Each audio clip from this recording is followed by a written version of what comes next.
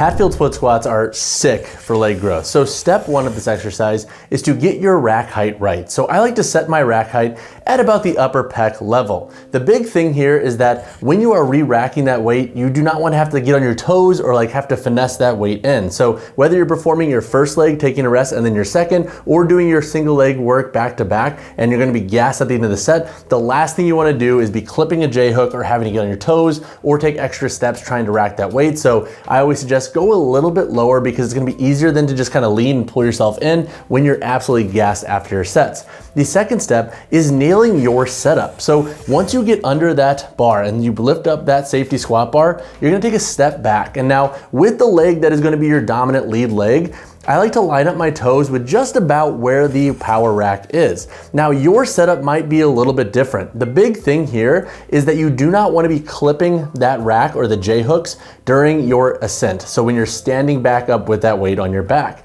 So I generally go with my toes lined up with the power rack. So basically with the pillars of the rack. And then from there, I'll stagger that back foot accordingly. And what I'll try to do before I start that first set is kind of keep an idea or use a landmark in my head of where that second foot is. So then when I go to switch to my second leg, whether that's right after or after a rest, I'll know exactly kind of where the other stance was, so I have some consistency with my setup there. Now, once you have set your stance, you're gonna grip onto the rack and you're gonna basically allow yourself to lower down and then use your hands slightly to pull yourself up. The big thing with using your hands in the Hatfield is that they can be great tools for serving as a constraint for this exercise. So basically allowing you to really focus on your mechanics and your intensity and your performance output without having to worry so much about balance and whatnot because you have your hands as support. And so that said, as you are getting heavier with this exercise and as you are getting more gassed, don't be afraid to use your hands a little bit more. I feel like a lot of folks are like, okay, well you can only use your hands like 10 or 20%. That's kind of limiting, and they could be sick tools for allowing you to push higher volumes and intensities with this exercise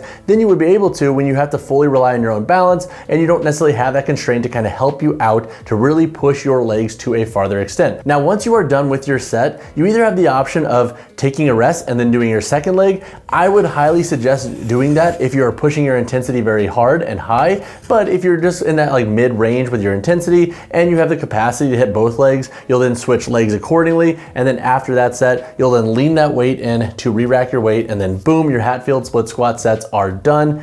Congrats on the leg gains. All right, so now why is the Hatfield split squat so awesome? Well, for starters, you have a constraint, which is the rack. So with Hatfield squats, for example, the reason I love them is because they're a lot easier, I think, to push higher intensities on and to just play with your mechanics a little bit more. Because we have this rack, we can be a little bit more strategic with how we're moving and how we're loading. So with this exercise, for example, if you want a more quad dominant split squat, it's easy to use that rack to almost kind of help pull you into that and really sink into that to get more stretch in your quad. If you want to go more hip dominant, you can also use that rack to kind of help you stabilize as you shift back a little bit more and really lean into that glute and the hips. So the first reason why you would perform Hatfield split squats in the first place is because you have a constraint that's going to take balance out of the equation to help you push higher intensities while being a little bit more strategic with your mechanics if you want to get more specific with your movement. The second reason why I love Hatfield split squats and why I think everybody should at least play with them or at least get to know them is because they add variety to your single leg work.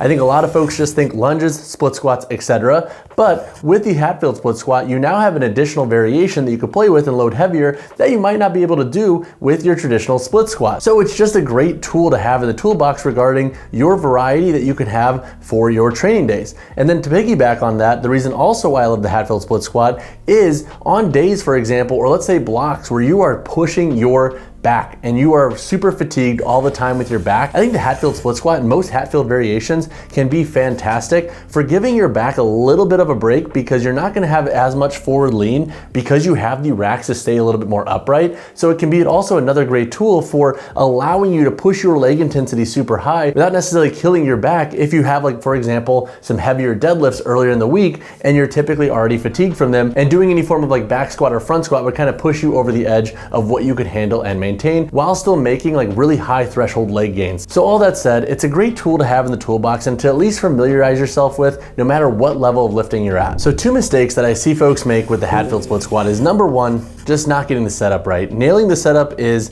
one of the easiest and lowest hanging fruit things to do. So basically making sure that you're just not gonna clip those J hooks when you're both doing your reps and then also re-racking your weight.